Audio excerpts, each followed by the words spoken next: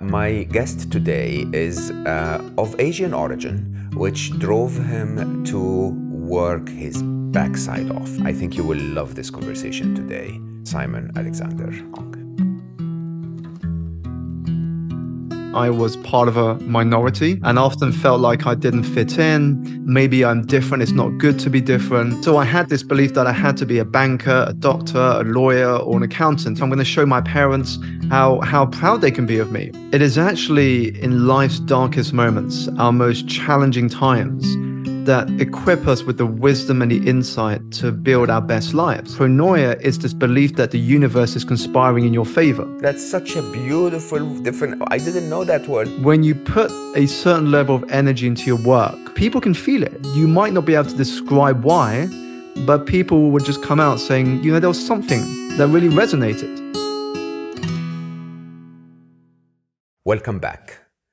My guest today is of Asian origin, born and raised in the UK, which drove him to work his backside off, to learn and study and earn degrees and then start in the financial sector in a way that I think life perhaps didn't support very much. So around 14 months from the day he started work, he was hit with one of the biggest financial crises in history, taking him out of that belief that being in a corporate job for life is the way to go. He chose a coaching, speaking career that took him time to get to where he did, but definitely I think was worth it for quite a few of us. His book, Energize, came out in 2022 and was an instant bestseller. And his ambition in life is to help as many people as he can connect the heart to the mind. Simon Alexander Ong is truly a remarkable thinker that uses true wisdom rather than glamour and shine to communicate a message that can make all of us more productive, happier, and hopefully more energized. I think you will love this conversation today. I've researched Simon's work and I think we will find quite a few gold nuggets. So without further ado, Simon Alexander Ong. So I jumped right in, and I actually know from your life, you also, I mean, in an interesting way, have lived a very, a life different to your parents, let's say. So you were born in the UK, originally Chinese Malay, and you were one of the early ones in your school being from China, and so your life is very unexpected to perhaps your cousins or far relatives. I see that also a bit, having been raised in emerging markets, as a bit of privilege, isn't it? Definitely. I mean, to have been raised in the Western culture, despite the background of being Malaysian Chinese, I think it was, in hindsight, very, very privileged. At the time, I didn't understand it. I was part of a minority and often felt like I didn't fit in, and maybe I'm different. It's not good to be different. But looking back, I think that difference and that ability to be raised with Asian values, but in a Western environment, was actually very, very powerful for my own thinking and my own development. But Asian values are a bit pushy, aren't they? I mean, Chinese specifically pushes you for.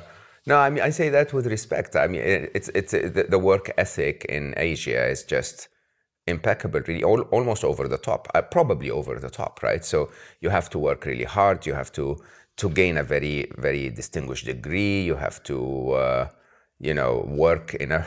Did you contribute to the collapse of Lehman Brothers? Is that what you did?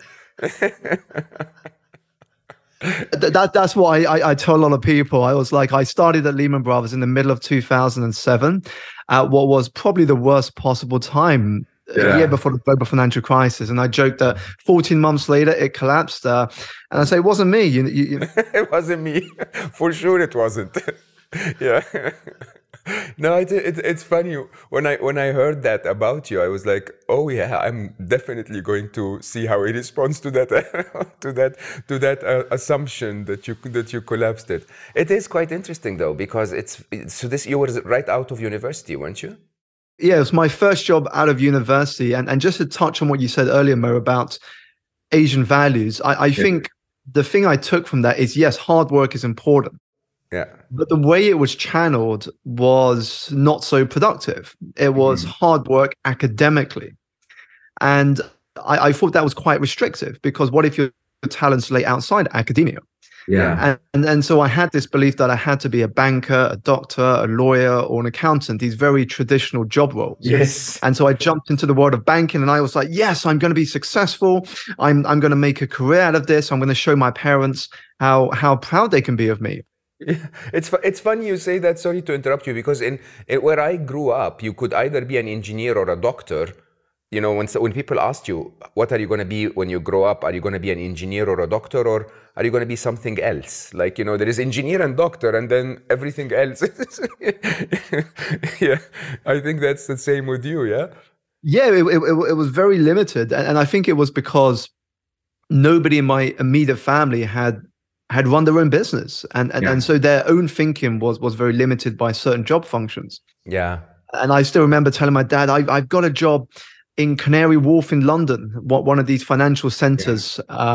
And he was really proud. He was like, Simon, it's so exciting. You're going to start in a well-paid job. And a year later, of course, that story was very different when I had to tell him that I'm going to be having to look for another job because the company I was with was heading towards bankruptcy. Yeah, yeah. It's interesting because at this young age, this would sort of count as a trauma, no? I mean, the Lehman, for our listeners who have not lived the 2008 meltdown, economic meltdown, was really at the core because of their practices of really melting the world's economy. So it wasn't just that this company went bankrupt or, you know, shut down. This was a company that was in the news every single morning, saying you're destroying the world, right? Or you destroyed the world. And you being, you know, 14 months in from university, it must have been a big trauma for you. It was a little bit actually, because when I think about it at a macro level, Mo, this was my second big experience of loss. You know, my first loss was when I was 17 and I lost my mum to a tragic accident. And then here now I was facing the loss of a job. I mean, loss in a different form, but a loss nonetheless. And all those hopes and dreams that you would have when you graduate and entering the world of work was suddenly swept away from under your feet. Yeah. And so for me, it was very traumatic because I was giddy with excitement just 14 months before. And now here I was at a very early stage of my career questioning, is this for me? Is this what I want to be doing? What's next? Do I have a future? And I don't think I was ready that early to answer those questions. Yeah. But in hindsight, I think it was a beautiful blessing because it kickstarted the journey to what I now get to do today. Isn't that always the case? It's funny, huh? When you think about it, you know, you're within that tragedy and it's hitting you left and right and you're so struggling with it. And then you look back at it now 15 years later and you go like, wow, that is the core reason why I am who I am. I mean, if I remember journaling about the experience, and one of the things I wrote down, Mo, was that it is actually in life's darkest moments, our most challenging times, that equip us with the wisdom and the insight to build our best lives. Yeah. And I think if I look back, I probably wouldn't have the insights I now have if those events did not occur. Correct. Yeah. Yeah. So you shifted your life completely, huh? So you decided, I'm not going to apply for another job. My dad might not think of me as, you know, this continuation of his dream, basically. And you decided to do something very different. Yeah, so I actually was in and out of jobs within finance after Lehman. So I jumped from job to job for a number of years. But the full process started. I started to think to myself, one, what did success mean to me? and two, what sort of impact that I want to have in the world. Yeah. And so on the side of still continuing in the 9 to 5 job, I began to lay the foundations to the work I'm doing today. I love this. That's actually my biggest advice for anyone that comes to me and says I'm unhappy with my work. That's my biggest advice, is just keep doing it. Work is not really, I mean, for very few people in the world, working in a corporate fulfills you in any way. I mean, I was chief business officer of Google X, like the best job on the planet, theoretically creating innovations that changed the world, and it wasn't fulfilling. I mean, I say that publicly in front of everyone. I consider that job the second best job on earth. I don't even know what the first best job is, but I'm thinking there must be one, right? And yet a corporate job is never fulfilling. And so, you know, when people come to me and say, hey, I'm very, very unhappy, I feel unfulfilled, I say, keep doing it, do it right so that you're ethically earning your income, but then go and look for what it is that you want to do with your life. If it takes you a month, perfect. If it takes you a year, that's still okay. If it takes you 5 years, that's absolutely fine. But now you're moving, you're heading in the right direction. It's interesting because I had this conversation with a friend recently, Mo, who was also looking at exploring what they wanted to do longer term. And I said the same thing. I said the reason a lot of people don't do anything outside of their day job, i.e. they don't start to lay the foundations, it's because they tend to feel exhausted and drained after they come home from their 9 to 5. Yeah, and so unavoidable sometimes. Yeah, and so what I shared with him is that actually we have to reframe the experience of the 9 to 5. And we have to act as if we are already an entrepreneur. So you begin to see your 9 to 5 as capital. It's capital to finance to finance your dream. You become grateful for the fact you have a 9 to 5, because that 9 to 5 is giving you the freedom to explore what you really want to do outside of work, after work, during the weekdays, on the weekends. So what's happening is you're creating a more positive association with the 9 to 5. It's not this thing that you dread, that you don't want to do. I mean, you know you don't want to do it forever. So why not see it as something that is a stepping stone to what you can do? And I think when we see it that way, suddenly we have a more positive association with that experience. I think that's brilliant. I will quote you on this for a very long time. It is actually, I mean, any entrepreneur who's ever started his own business, or any, individual contributor who's become a coach or an author or whatever, there is that period where you dread your life more than you dread the 9 to 5 because of lack of capital or because of pitching to investors and so on. And, to view your job as that source of capital, source of stability, so that you can build your dream, is a wonderful way of reframing it. It's really actually very clever. So you did that for how long? So I sought out some qualifications in coaching in 2012, and that took me around 2.5 years to complete. And from that point, the transition began. So I started working with people outside of my 9 to 5. I got to 3 clients, and I had to make a decision, Mo. It was, do I continue with my 9 to 5 and limit my side business to just 3 coaching clients? Or do I quit my 9 to 5 and focus 100% of my energy into growing those 3 clients into a much bigger business? And that process was at around a couple of months. So it was probably from September, October until the end of the year, going back and forth in my head. Do I quit? Do I not quit? Do I quit? Do I not quit? And in the end, I handed in my resignation and I said, I'm going to do this.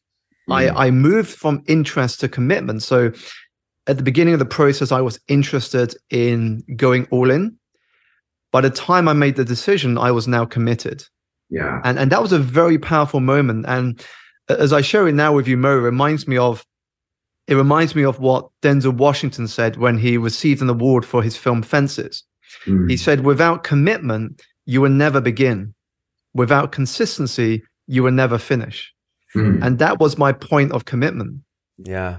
But then can I ask you a question, and please don't be offended, because I actually see this quite a bit. So many people, when they're going through tough times, they go to coaching, which is counterintuitive for me in an interesting way. You're supposed to go to coaching when you've solved the problem somehow, you know how to, right? And accordingly, there are many people out there that call themselves coaches, and they're struggling because they know the methodology, but perhaps they don't have the weight, maybe is the right word. So what qualifies someone to actually become a coach, become a successful coach? What made you get those clients and then get so many clients after and really make a difference with this? Sure. So I think the answer to this is probably the same answer as with any business. You know, when you decide to become a coach, the industry is very competitive. It's like if I want to start a restaurant business, you know, the hospitality field is also very competitive. Correct. So half of the game is being a good coach. So that means you understand how to coach, you have good experience, you know how to ask the right questions in the right moment. You can read what people are telling you in terms of the nonverbal clues, but that's only half of the game. The other half is the business development side. And I think unless we can fall in love with the process of developing a business of coaching, then it's very difficult to be successful. It's like if I look at another industry of art, I could be a great artist, but if I don't know how to develop that into something commercial where people will learn about my work, where people will come and see my work, then all I'm left with is a hobby. And so that's what I had to learn early on is, yes, I was working to become a good coach. I was building my experience. I was coaching people within my network. But then I had to enjoy the second part.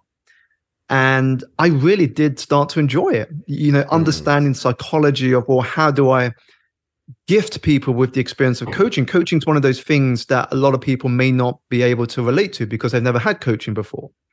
So how do I not sell the concept, but how do I sell the experience? And Amazing. so I was getting business lessons every single day when I embarked on this path 100%. And it's been the greatest education I've ever had. That's such an interesting side to it, honestly, because you're right. I think there is that element of, hey, I'm doing this, I'm not getting the clients. I'm thinking actually specifically of a very specific friend in my mind, because often there is a dichotomy. There is, if you're a good coach, a good well-being or health coach, by definition, you're not a good business person. Otherwise, you would have been a salesperson, right?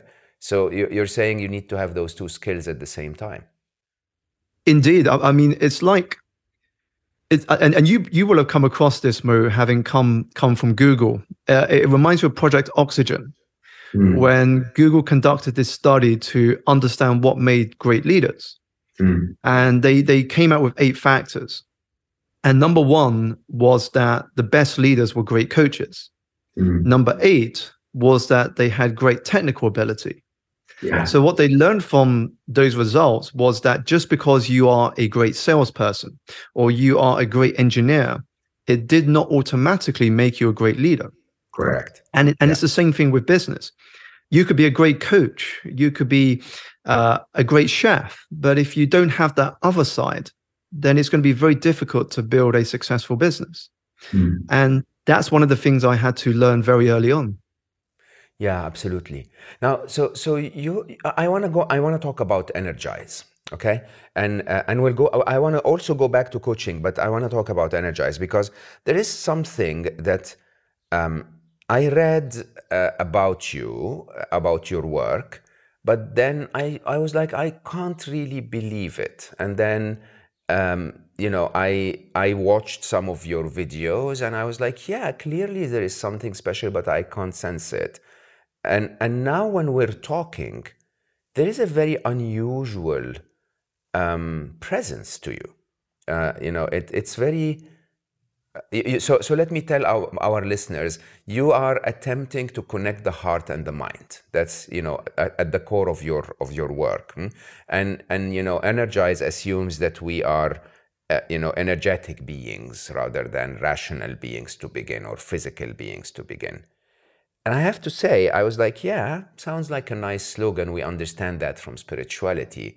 But you seem to embody that in a very unusual way. In your presence, I am not with a typical business person. I'm not with a typical coach. There is a very immersive experience here. Tell me a bit about that. Well, simply put, the conversation I have around energy, I always like to refer to the Maya Angelou quote, where she said that people might not remember what you said or what you did, but they always remember how you made them feel. And for me, this is a beautiful demonstration of energy in action. And I started to understand the power of energy when I came down from delivering talks on stages. Yeah. You have a number of attendees that will come up to you and ask you questions and share their thoughts about what you presented. And a lot of the time, I had people come to me and say, Simon, I loved your energy. It was so infectious hearing you speak on stage. You know, if I could have just a small percentage of the energy that you have, I could go on and accomplish so much. And that really spoke to me about why energy is so important, because when we think about productivity, we often default to focusing on managing our time better. Yeah. But I believe that we can't master our time until we first master our energy.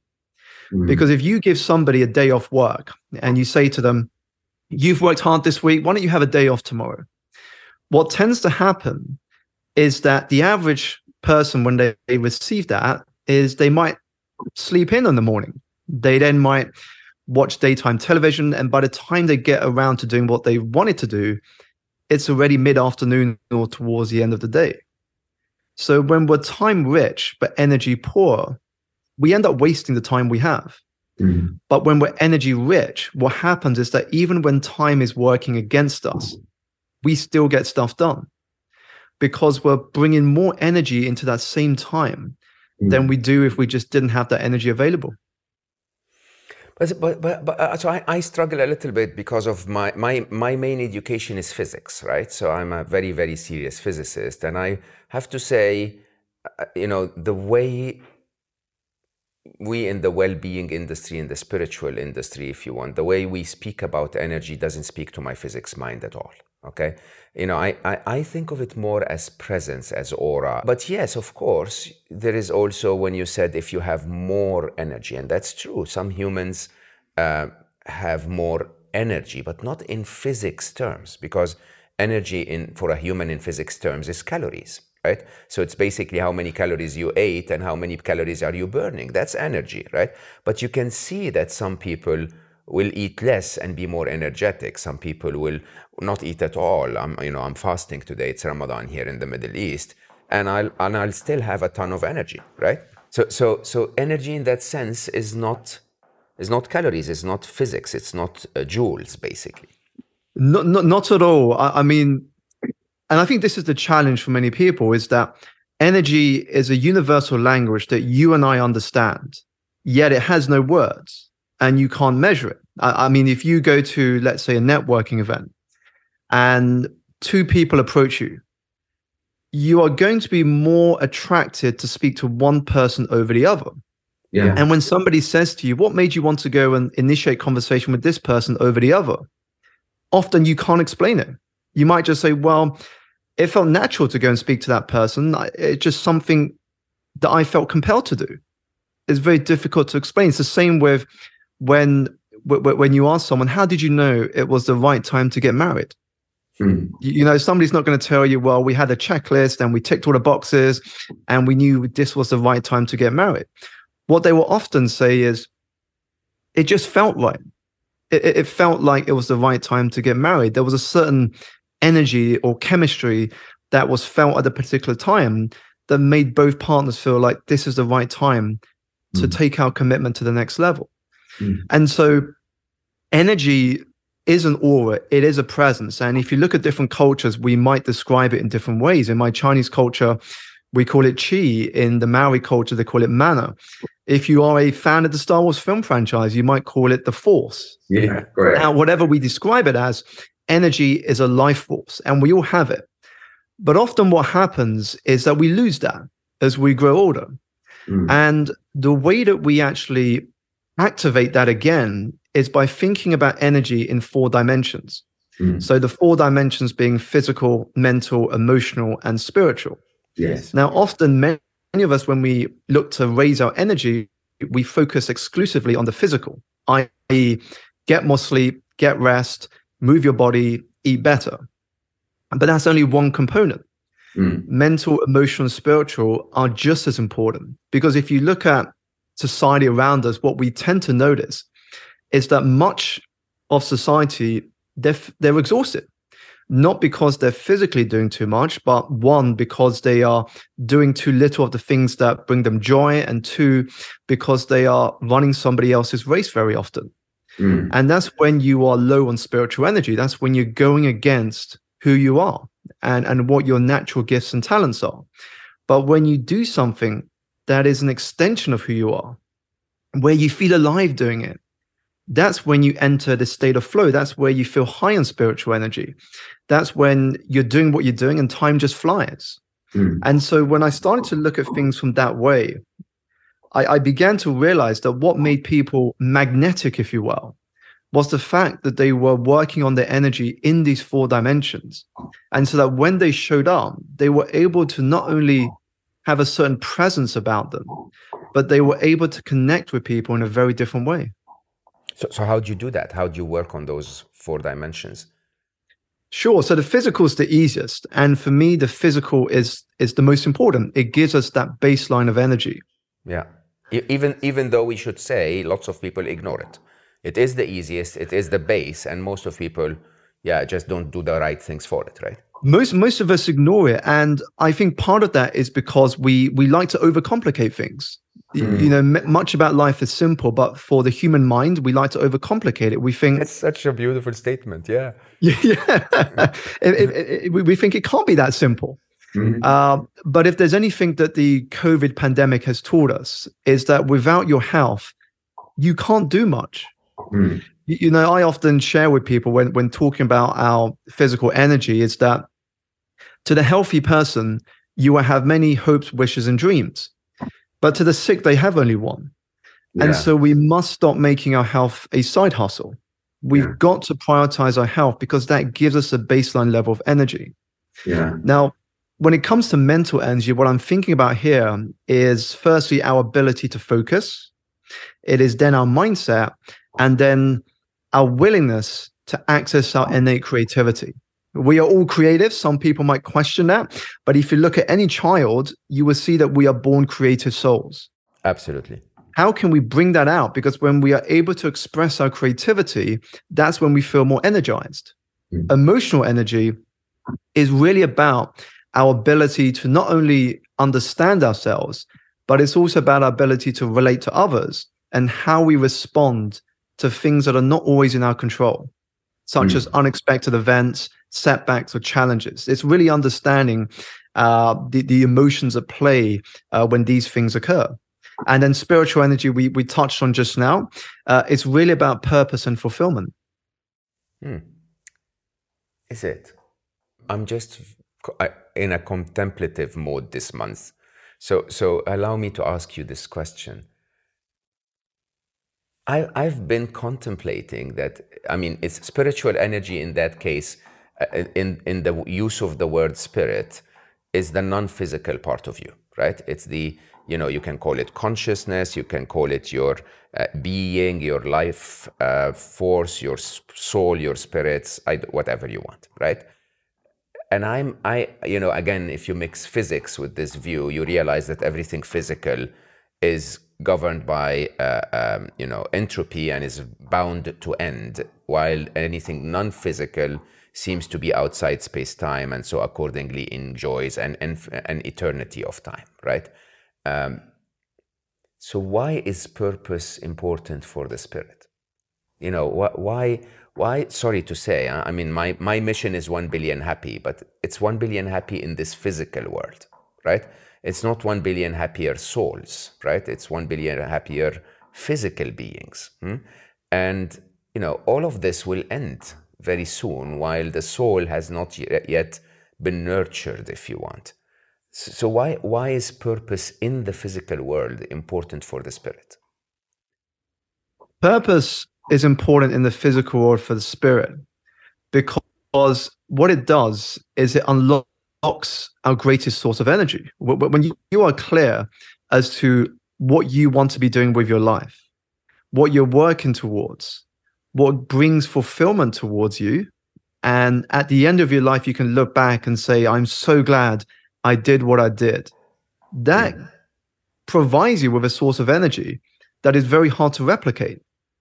I mean, if you look at some of the greatest achievements in history, very often it's because they had a purpose or they had a mission that was able to bring together everybody in that team, no matter your rank, no matter your hierarchy. Now, if we can then bring that into our own personal lives to understand what is fulfillment for us, what would contribute to a meaningful life, when we're clear on that, we move forward with far more energy than if we're going forward with no direction at all. And that's why I think it's important, because knowing ourselves at that deep level not only helps us to live a more fulfilling life, but also it helps us to complete that longest journey that we humans make, which is the inches from our heads to our hearts.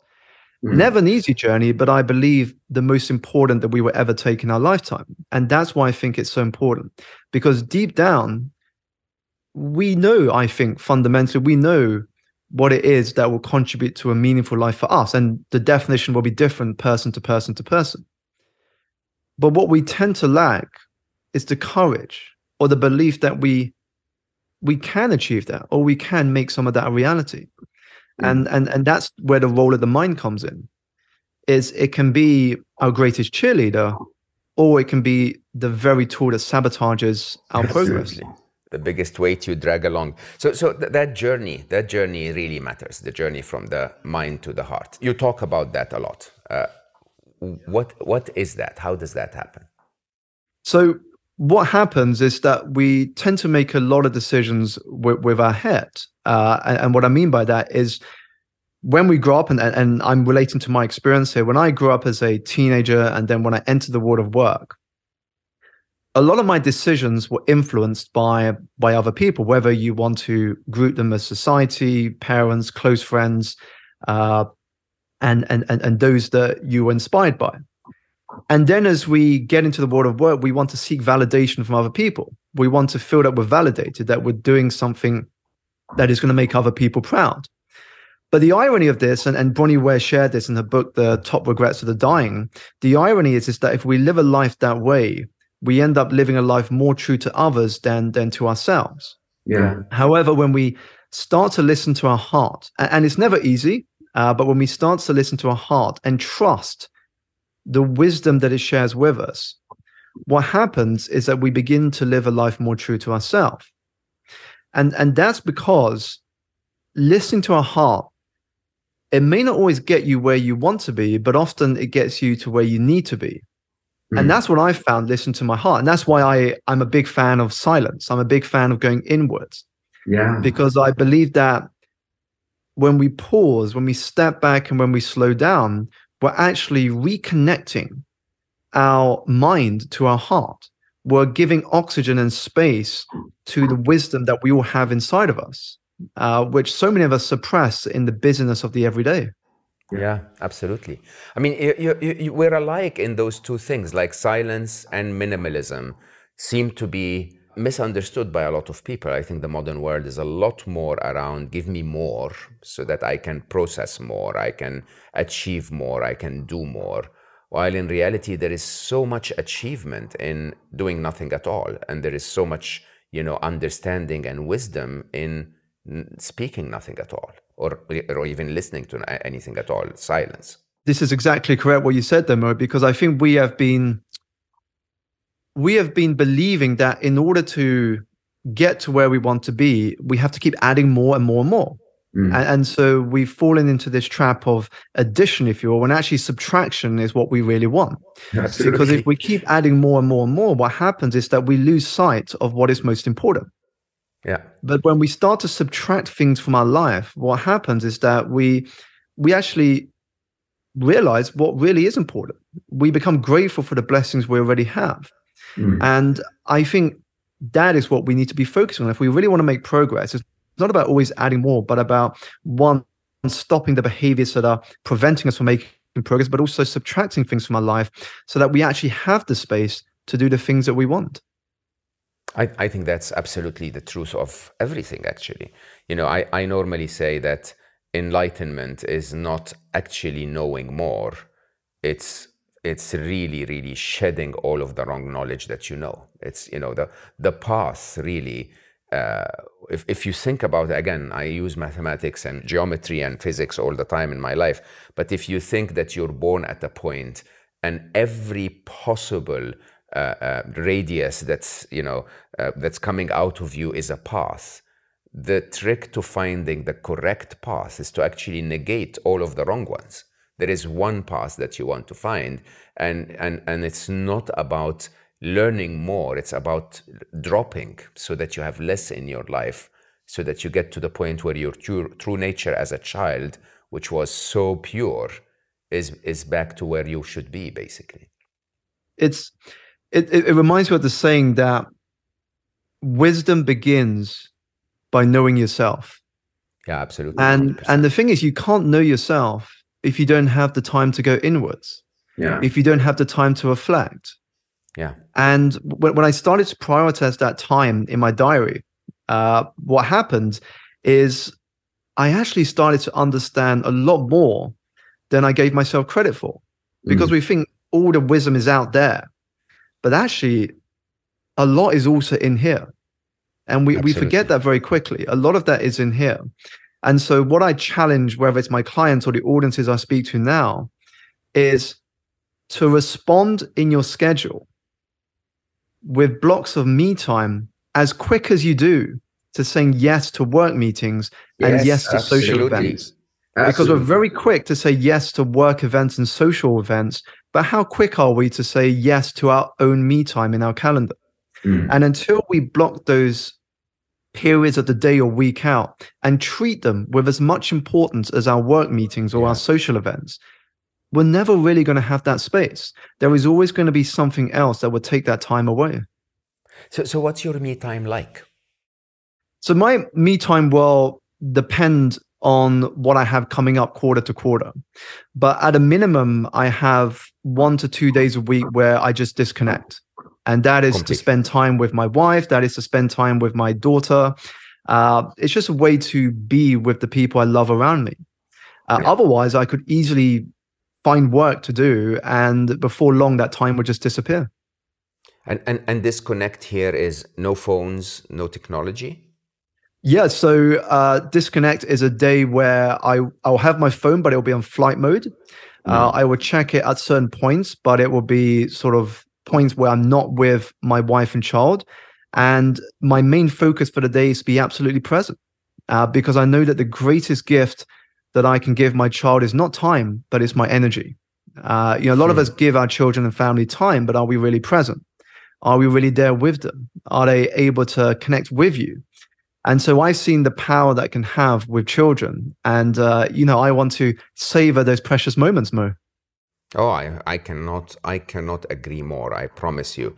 It's funny because, of course, I lost Ali, my wonderful child. But after he left our world, his very wise mother sat next to me. And she said, I lost him so many times. And I said, what do you mean? And she said, I lost him, when he was an infant and he was so kind and calm and never really cried. And then he grew up and became, the 4-year-old that is speaking and, reasoning. And he was so wise and so kind. And then that went. And then I had the school Ali, and then I had the teen Ali, and so on.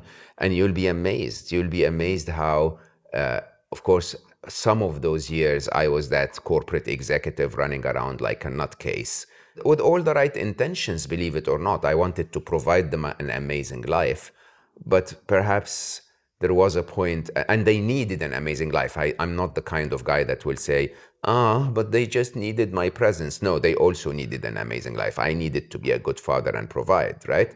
But at the same time, they needed more, and I couldn't split my energy properly so that I get them a bit of that providing and a bit of my presence until probably their teens, I would say. That's when I turned, and it really made a massive difference, believe it or not, to me more than it did to them. It was just so eye-opening that I needed to be next to them, not them just needing me next to them.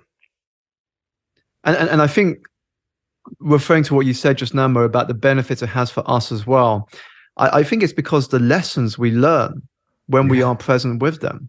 You know, I remember when we had our daughter, it was about 6 or 7 days after the United Kingdom went into its first lockdown in the COVID pandemic. And so it was a very surreal year to a year and a half raising a child with no family around. And just being with her every single day taught me how important it was to be patient, to listen, and just to be pure love and not to judge, and just be kind of open to whatever happened in the surroundings. And of course, she didn't know what was going around in the world at the time, and she just approached everything with curiosity and openness. And I think that gets so easily lost today, where we are quick to judge and react without actually realizing that there is always another way to view what we are going through. 100%, 100%. So your tricks to getting more energy are really around directing your energy to your heart. Did I get that correctly? That's part of it. So that's leaning more into the spiritual energy side, because when you are connected more to your heart, and you're doing things that bring you joy, then of course that activates your energy, that elevates your energy. Now, when I think about the mental and emotional side, one of the quickest ways to elevate our energy is actually through expressing gratitude with intention. And I use those two words at the end deliberately, because I think that very often in today's busy world, when we think about gratitude, we quickly write 3 things down and we tick it off and we go, okay, next day, and we write 3 things down, and we don't really connect with the things that we've wrote down. So it becomes just a tick box exercise. So when I say express gratitude with intention, what it means is to really go out of our way to feel that gratitude. So as an example, one of the exercises I often get people to do is to, 1, write down the name of somebody that you can be grateful for. Number 2, write down why. Why did you choose this person in as much detail as you can? And then number 3 is to pick up the phone, call that person, and tell them what you wrote down in step 2. And if step 3 is a little too uncomfortable for you, at a minimum, what you want to do is to send a voice note. But the key is you have to send something where they can hear your voice. And the reason is because voice carries energy. You know, if somebody sends you a text message, it's very difficult to understand the emotion or the state that someone was in when they sent that to you. But when you hear somebody's voice read out something of why they're grateful for you, it hits you very differently, because you feel the emotion behind that message. And emotion is nothing more than energy in action. So when you are able to share that through voice, you're able to transfer that energy to someone else. So this is beautiful, by the way, but this is not the first time I hear you talking about the use of technology and how it disconnects us from our energy. So I once before heard you speak about how if you journal, don't journal on an iPad, but journal on paper and so on. So tell me about that relationship a little bit between our energy and the use of technology. Sure. So first of all, it's important to understand that technology is just a tool. Right. It's like money. Money is just a tool. A knife is just an instrument. But in the same way that if you hand a knife to a murderer, it can kill someone. If you hand a knife to a doctor, it can save a life. And I think it's the same with technology. Technology can either be used in very creative ways to actually connect and bring us together, or it can be used in very destructive ways.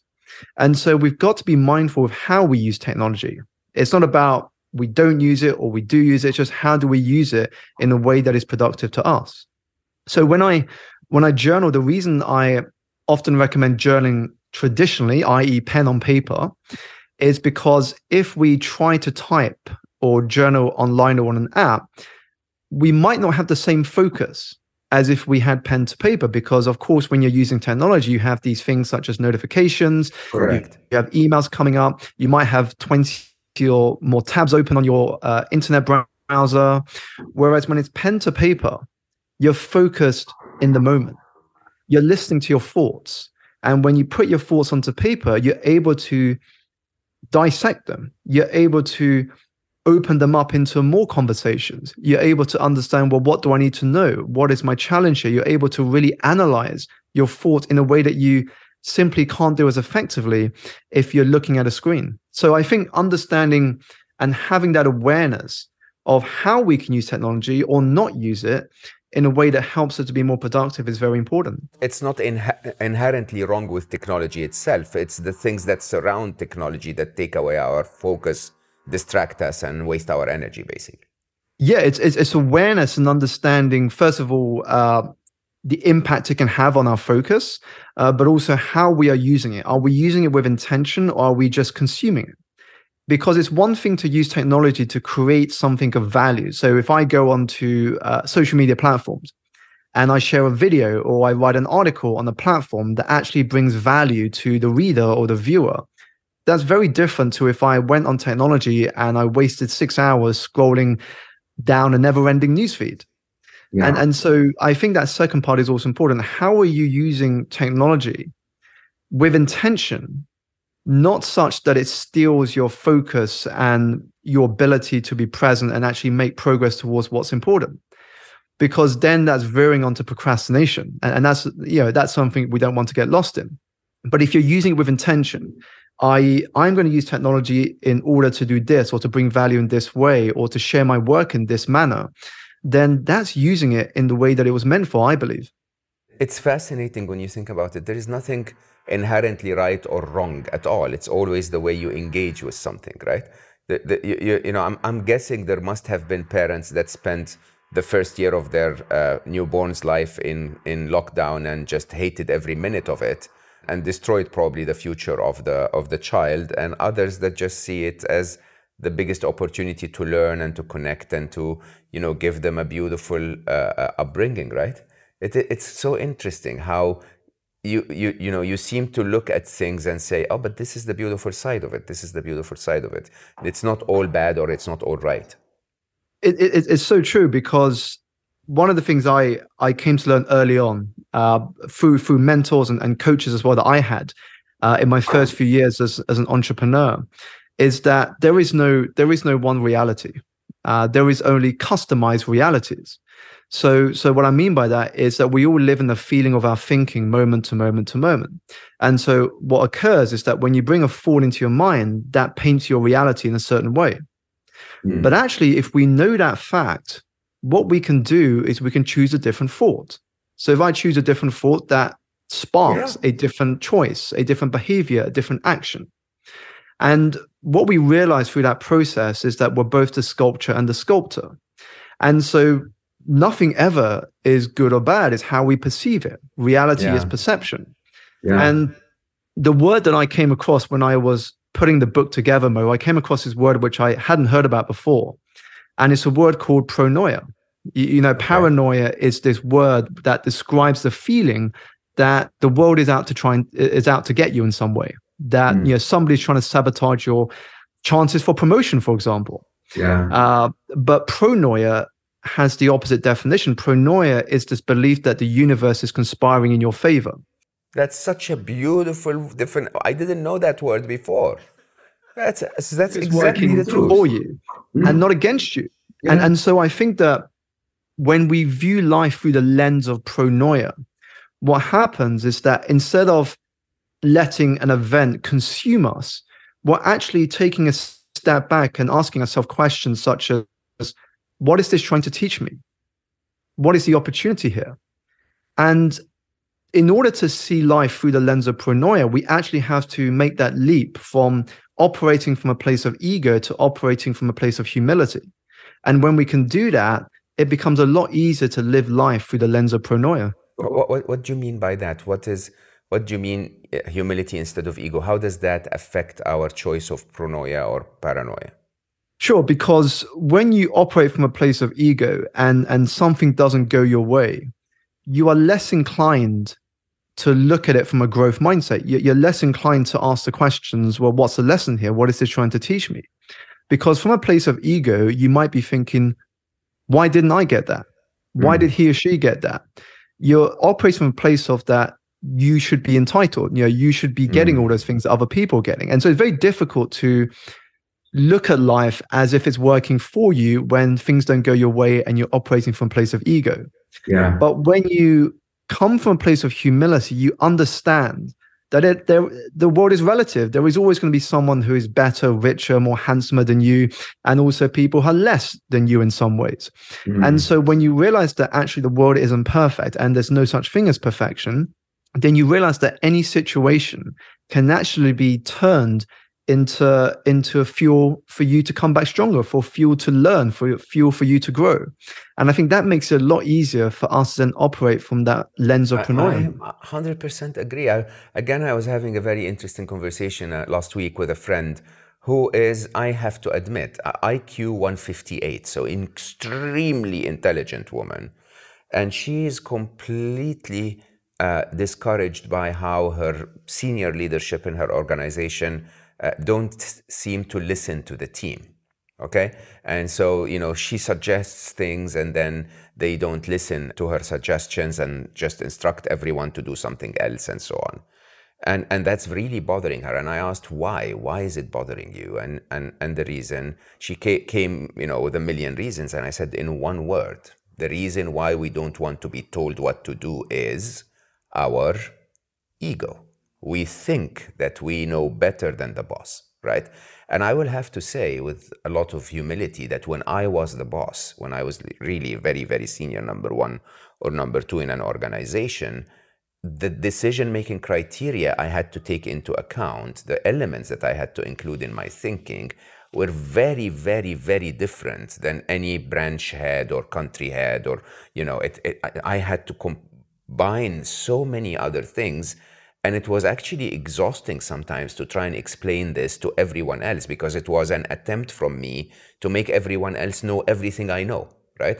Which is, sometimes there are diplomacy issues, sometimes there are budget issues, sometimes there are human issues that you don't have the right to speak about, but they're part of your decision-making criteria. And so it's our ego that prevents us from saying, hey, I'm here, I made my point clear, I can move on with whatever the boss decided.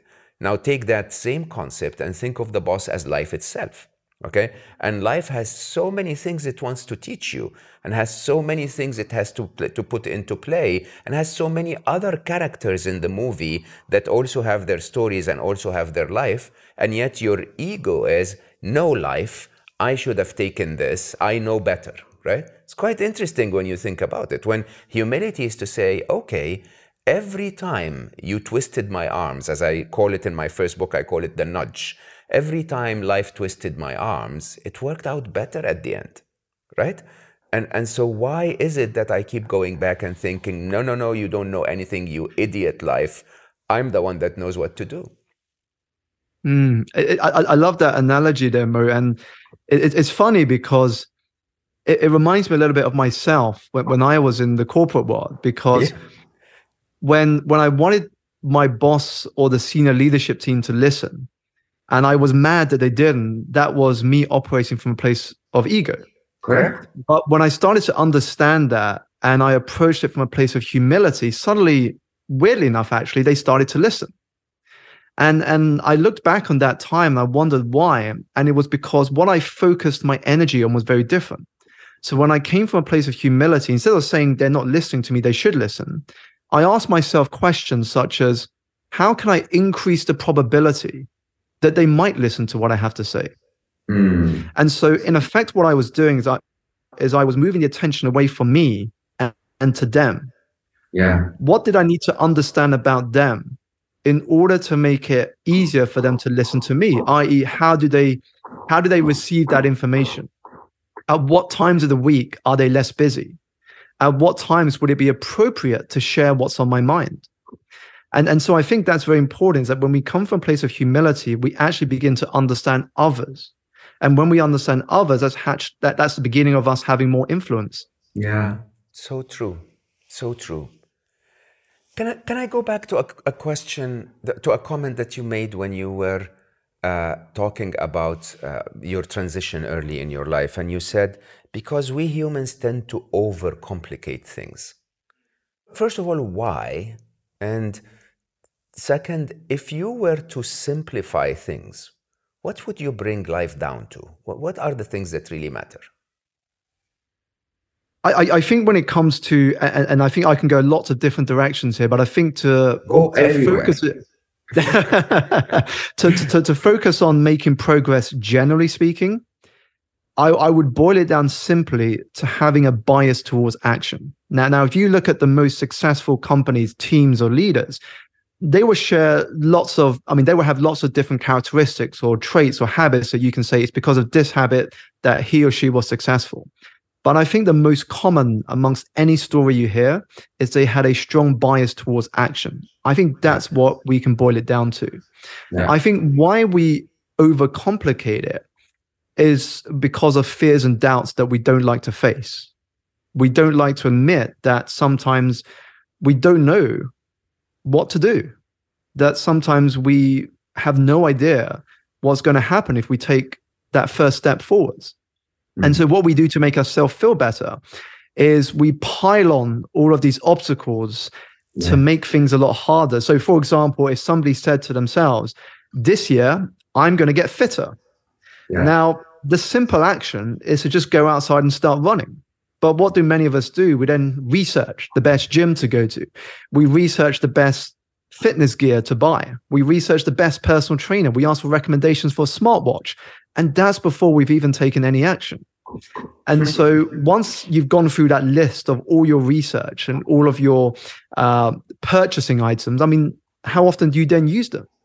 Exactly. Do you ever put them on and go running? Yeah. And so what happens is you never end up using it, and you then sell it on eBay or one of these secondhand marketplaces, when actually the only thing you had to do was put on your shorts, put on your t-shirt, get outside and run. And so I think we like to overcomplicate it because we are afraid to take that first step. But the irony is, once you take that first step, whatever that first step may be, is that the second, the third, the fourth, and the fifth, and so on becomes a lot easier. Correct. And when you create that momentum, that so-called I'm going places feeling, what happens is that momentum carries you to the next step and so on. And to put it into perspective, one of the things I like to tell people is that even if you just do one thing a day, I'm not telling you to do a lot, but just one thing a day, however small, a year from now, that is 365 steps forward. Just imagine who and where you could be. And that's just one step a day. Yeah. You know, this again, I have to buy you coffee when I'm in the UK next, because I think we align on so many things. I mean, one of the things that completely flipped my life upside down was that 1 hour of personal development a day. So when I graduated university, I know I don't look like it now, but then I was very athletic, and I was really, really serious about sports and looked very, very fit, and that meant that I exercised 20 hours a week, maybe, right? And then I suddenly told myself, so you're investing 20 hours of your week in your body, right? By the time I also had my sweetheart Nibel, my wife for 27 years, so she already signed up, and it seemed that she wasn't going to walk out of it. So I basically told myself, body second priority, I need to invest in my brain. And I committed to myself an hour a day, every single day of my life, for some kind of personal development. Early on, it was only books, and then it became YouTube and ebooks and those wonderful conversations I have on Slo Mo and so on. And you'll be amazed. Multiply 30 years by 365 days by an hour a day. That's your Malcolm Gladwell's 10,000 hours. Right? I've become a very good learner, and I've collected so much on the way. And when you look back at it, every one of those hours at that day was like, it doesn't matter if I skip today, but it's 30 years later that it makes a massive difference. That's really the whole thing. And that 1 hour is so powerful. I mean, when people come to me and they say, Simon, I don't have an hour in the day to exercise, or I don't have an hour in the day to read or to learn, I respond with this comment. I say that 1 hour a day is less than 5% of your day. Now, if you can't commit to do something for at least 1 hour a day, that's telling you something. That's telling you something. That's telling you what you are prioritizing. And you're certainly not prioritizing the thing that you're avoiding. And I think when I put it that way, people realize, wow, less than 5% of my day, I can't commit to doing that. And it gets people reflecting. No, and I think the idea is, now the statistic is that people spend 7 hours on their devices, 7 hours and 5 minutes on average on their devices a day. And you can't find an hour for yourself? Like, 7 times that you're browsing Instagram. That's just shocking when you think about it. I always say, like, find me the busiest Pink Floyd fan on the planet and tell them that Pink Floyd is in town. They'll free up 7 hours like that and go to the concert, right? It's a choice, really. Yes, it's a choice, and I think it comes down to how important is that for you. I mean, if going and seeing Pink Floyd is important, you're going to make time. If that new Netflix show is important to you, you're going to make time to watch that whole Netflix series. And so sometimes when we say we don't have the time, what we're actually saying is that thing is not important to me right now. Or I'm using time as an excuse to guilt myself about not doing something that I know is important for me. And then I like to I remember in a recent talk, Mo, I then challenged someone in the audience. I left them with this question, which certainly stopped them in their tracks. I said, how long will you avoid not doing what you're capable of in order to continue what you're comfortable doing? And that was a question that sat with them for a while. Yeah, that is the point. If we overcomplicate things and things are much simpler, maybe let me end with my endless quest with my mission, which is how to help people be happier. So is happiness simple? And if it is, what's your path to happiness? Sure. So for me, the way I see happiness is that it begins with gratitude. 100%. Ultimately, it begins with gratitude. And so I think the path to happiness for me, based on my experience, is not living in the past. Learn from the past, don't live in it. Not to live in the future. Plan for it, but don't tie your emotional well-being to it. But to live more in the now, to be completely present with what you are going to do today. We like to plan for the future, but the reality is nobody knows what's going to happen 5 years from now, let alone 5 months from now. Oh, for sure. People that started their business plans in the beginning of 2020 could never have planned for the COVID pandemic. And so I think if we want to make steps towards greater happiness, is to bring our attention into the now, to focus on what can I do for myself today? How will I know that I've lived a productive day today? To take one day at a time, have the macro, yes, but don't lose sight of the micro. And I think that's how happiness begins with gratitude, and it moves forward with our ability to live in the present moment. Amen. I will take that. I will absolutely say if you summarize happiness in the top 5 for sure, probably in the top spot at large is gratitude, 100%. It's the ability to recognize the present moment for how wonderful it is, just for being alive. Right? Yeah. Did you ever see the performance exhibition at the Museum of Modern Art in New York, Mo, by Marina Abramovich? Where she sat in the...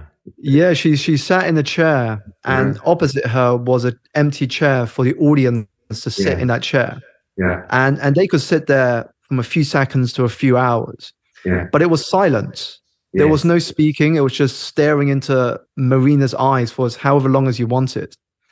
And it was beautiful because when you saw footage of what happened, people came away from that chair, they cried, they were elated, they went through the entire emotional spectrum. Yeah. But the reason they were able to do so, the reason they were able to feel those emotions was because they did something they probably haven't done for a long time, which was to be completely in the present moment.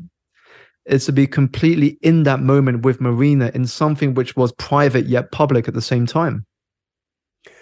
I always had been contemplating that work of art because you know, I sometimes feel that art is just ego. Sometimes, right? Some artists are very good at selling something than actually living it. But that work was quite something because there was no skill or craft in it other than being human, other than being the artist, other than being there, other than being silent. Okay? And I don't know if that was the one where her ex-husband or some, yeah, that was the same one. Yeah, showed up and sat in that chair. You have to look for that clip. I'll encourage all of our listeners to look at that. The human emotion, the human connection, that energy between them, that I think is pure art. I think that's the biggest skill humanity has ever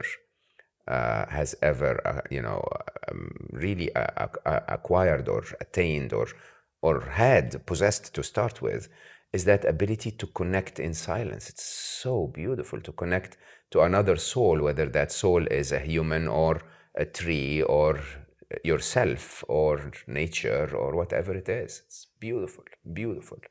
Marina, what? I can't say her. Sure. So it's Marina Abramovich. Abramovich, yes. Yeah. So every one of our listeners, please take a look at that.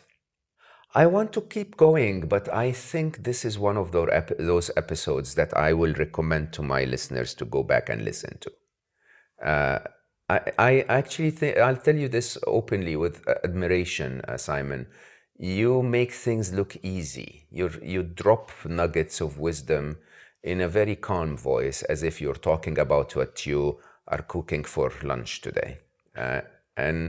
And I would actually urge our listeners to go back and listen to this and take a few notes, because there are so many little nuggets there that actually changes a life. And you know, while we still have not arrived at a definition of energy that both a physicist and a teacher or a spiritual teacher would agree, I think we felt it today. We felt this invisible life force, as you call it, that makes things so much easier.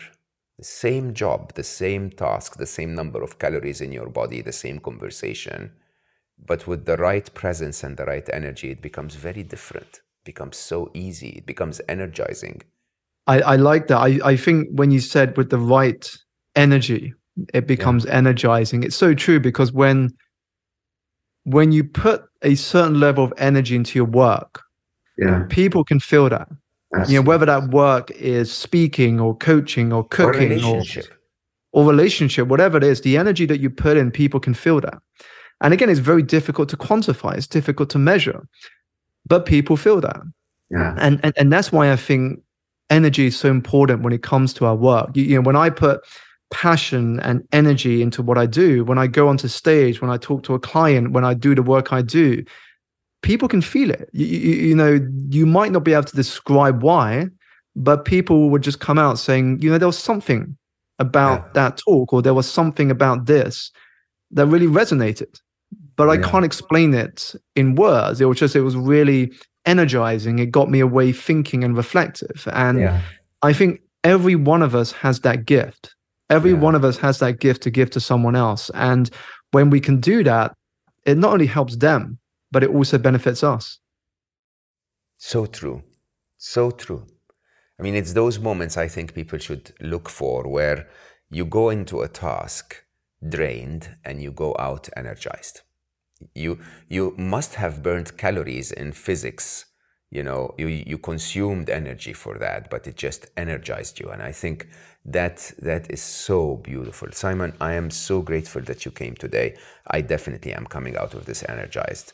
I really hope our listeners will find the same feeling I felt in that conversation. I hope technology will be able to capture it in a way that makes them find that. But if they haven't, I'm sure they'll find the gold nuggets as well. Mo, thank you so much for having me. Yeah. So, and for all of you listening, I will have to tell you there is a way for us to find knowledge in silence, to find progress in doing nothing, and to energize by being present, even if it consumes some of our physical energy. A lot of what Simon and I speak about requires that you become aware, that you give yourself the space, that you slow down somehow and really connect to yourself, to the people that you love, to the things that you love. I found this very, very useful, and I urge you to read Simon's work, Energize. I will also leave contacts for Simon if you want to get in touch. I also would urge you to find some of those habits where you find space for yourself. And of course, the biggest habit that I always repeat for you is to, regardless of how busy you are in your life today, 5% is 1 hour. So please find some time to slow down. I love you all for listening, and I will see you next time.